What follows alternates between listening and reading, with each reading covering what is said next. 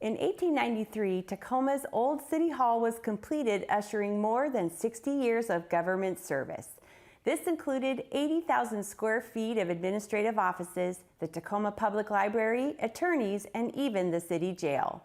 The complex covered eras from 2 world wars and the Great Depression. It was decommissioned in 1957 and experienced neglected maintenance until purchased and renovated by the Surge Company.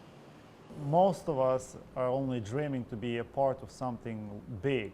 And when this project came around, I was very excited to be a part of it. This is such a public building, and all of our planning has been to integrate and bring the neighborhood, the downtown community, the people of the city of Tacoma. This belongs to everyone. The old building opened its doors just a few years prior to the aAaska gold rush for the cost of $250,000.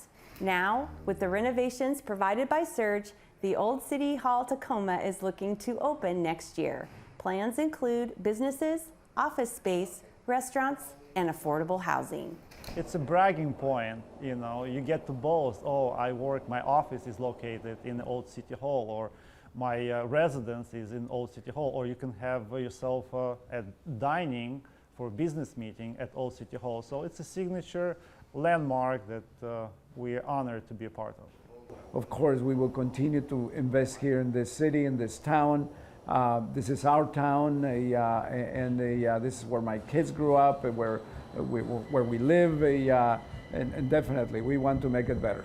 An exact date will be made public in the months to follow. Currently, construction is in full swing. New materials and technologies are being incorporated into Old City Hall Tacoma, intending to keep the original structure as authentic as possible while ensuring these technologies will help the building last for decades to come.